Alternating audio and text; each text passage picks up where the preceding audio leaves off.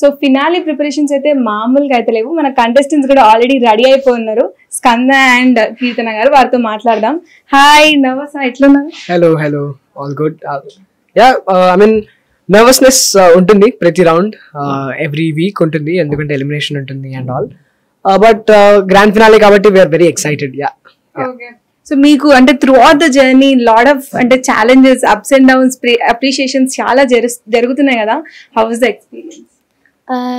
చాలా బాగుంది అండి, అండ్ వెరీ మచ్ ఎక్సైటెడ్.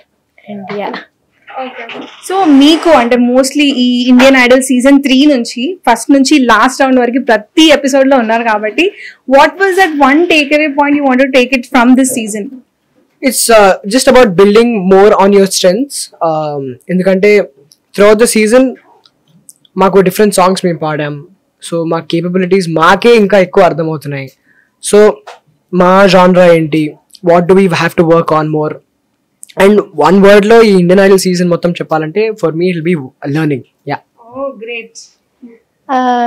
చాలా నేర్చుకుంటున్నాము ప్రతి ఎపిసోడ్ నుంచి కూడా, అండ్ ఇవన్నీ కూడా ఫ్యూచర్ కి చాలా బాగా ఉపయోగపడతాయి. అంతే అండి. సో మీ గురించి మాట్లాడితే లైక్ మీ పర్సనల్ లైఫ్ మీ ఎప్పుడు స్టార్ట్ చేశారు, అసలు ఏ వయసు నుంచి? ఇందాక మేము కార్తిక్ గారితో మాట్లాడాము, చాలా మందితో మాట్లాడాము.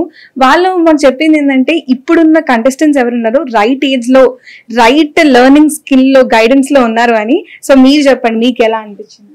సో మా నాన్న చాలా బాగా పాడతారు. So music is there in the family.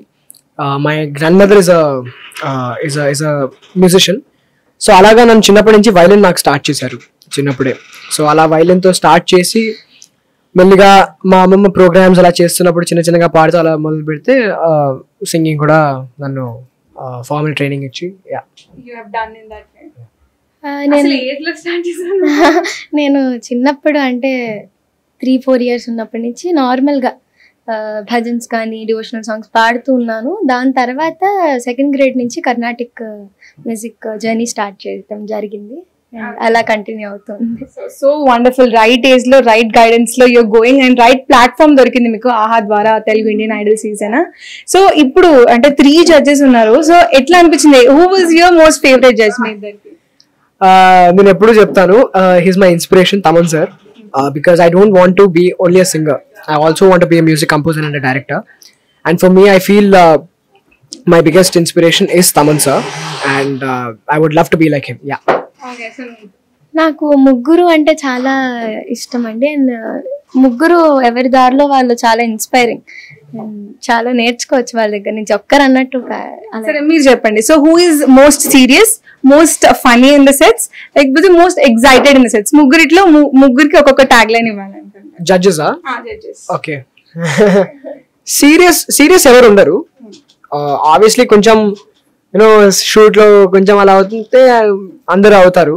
But excited I feel గీతక్క, because she is always encouraging and all of that. Taman sir is the funniest. Oh, great. Taman sir is just jolly and he has fun. Yeah. So మరి కార్తిక్ గారికి కూడా ఏదో ఒకటి చెప్పండి. Serious అయితే ఎవరు లేరన్నారు కాబట్టి కార్తిక్ గారు రెండు కలిపి. Funny as well as not really like funny, అంటే situation why we feel he's funny is because Telugu ఆయనకి 100% అర్థం కాదు. సో దాంట్లో he cracks few jokes అలాగా. So that's we enjoy it. Yeah, we enjoy. Okay. So మరి ఎప్పుడైనా ఒక situation గుర్తుందా ఇట్లా కార్తిక్ గారితో ఒక ఫనీ ఇన్సిడెంట్ జరిగింది ఇట్లా తెలుగులో రాకపోవడం వల్ల, పంచ్ లైన్స్ లో కానీ ఎలాంటి any funny moment? I'll tell you. Keerthana. So ఏమైందంటే ఇది ఐ థింక్ ఇది థర్డ్ వీక్ అప్పుడు కీర్తన పాడింది చిన్ని చిన్ని ఆశక.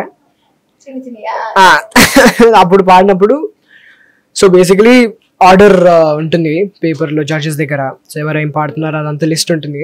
సో ఇప్పుడు కీర్తన పాడుతుండింది. అండ్ కార్తిక్ సార్కి మెమరీ అంటే చాలా కొంచెం ఉంది. సో ఆయన కీర్తనని సడన్ గా సాయి వల్లభ అనేసారు. ఆ రోజు ఇంకా హైలైట్ ఆ రోజు. And then that moment, yeah. ఇందాక కార్తిక్ గారితో మాట్లాడినప్పుడు వాట్ డిడ్ హీ సే తెలుసా, మీకు ఏం నేర్చుకున్నారు ఈ మొత్తం షోలో అంటే, హీ సెడ్ కీర్తన ఎప్పుడైతే చిన్ని చిన్ని ఆశ పాడిందో ఒక నోట్ నాకు కూడా తెలియదు అలా పాడొచ్చు అని, అది నేను నేర్చుకున్నాను అన్నారు.